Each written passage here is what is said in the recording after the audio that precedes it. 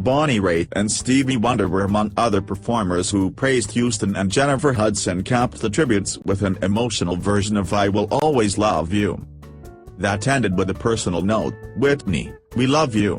Houston's most famous song was the most downloaded single for much of Sunday on iTunes. Meanwhile, Houston's daughter was transported by ambulance to a Los Angeles hospital Sunday morning and later released. A source close to the family who did not want to speak given. "At this time, we ask for privacy, especially for my daughter, Bobby Christina," Bobby Brown wrote in a statement released about an hour after she was transported from the hotel. "I appreciate all of the condolences that have been directed towards my family and I at this most difficult time." A sensation from her very first album.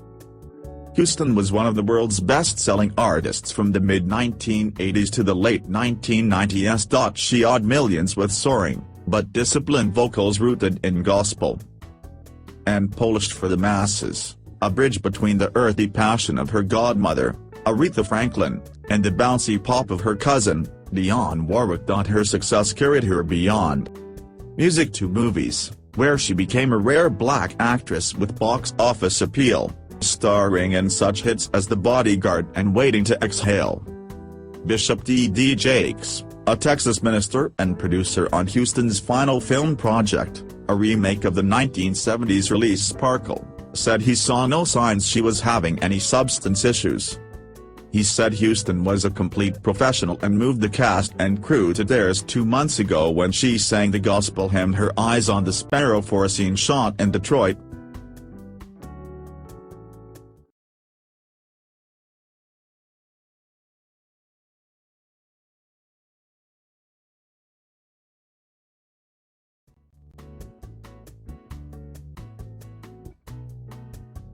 There was no evidence in working with her aunt Sparkle that there was any struggle in her life, Jakes said Sunday. "She just left a deep impression on everybody."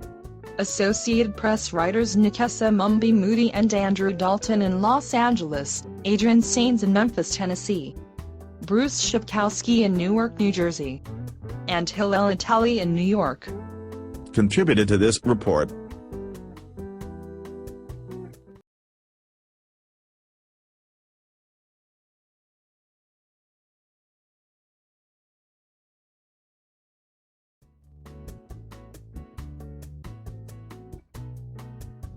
R.I.P. Whitney Houston.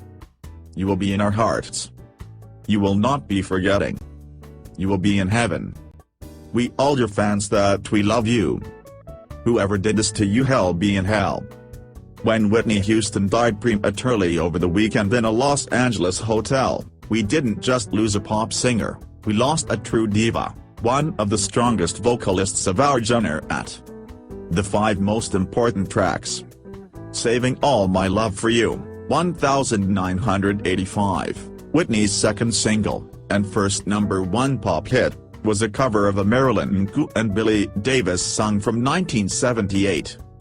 How Will I Know, a cappella, 1985. In the hours after word of Houston's death was made public, this was the recording that raced across the internet, her first dance single, WH. I Wanna Dance with Somebody Who Loves Me, 1987. The How Will I Know team of writers George Merrill and Shannon Rubicam and producer Rod Michael Walden reunited for the La.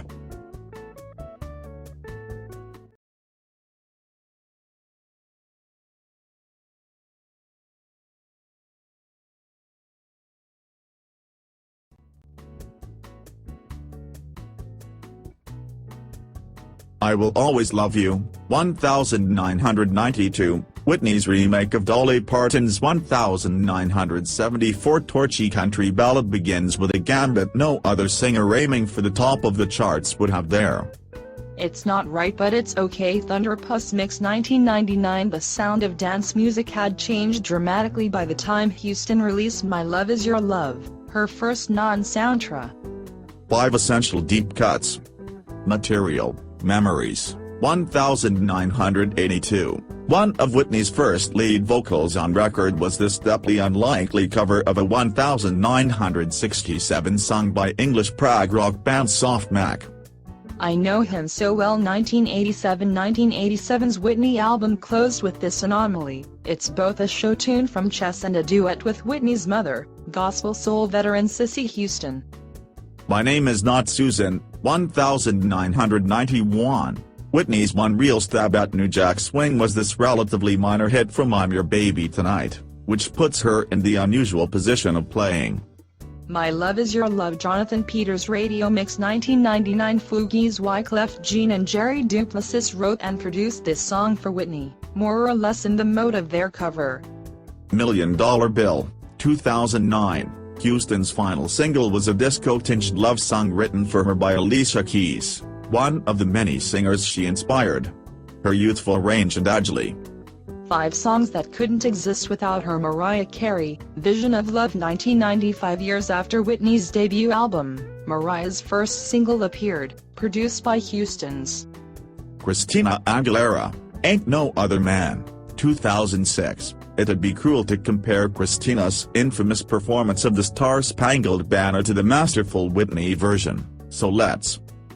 Jennifer Hudson, And I Am Telling You I'm Not Going. 2006 at the Grammy Awards the night after Houston's death, it fell to former American Idol contestant Hudson to pay tribute.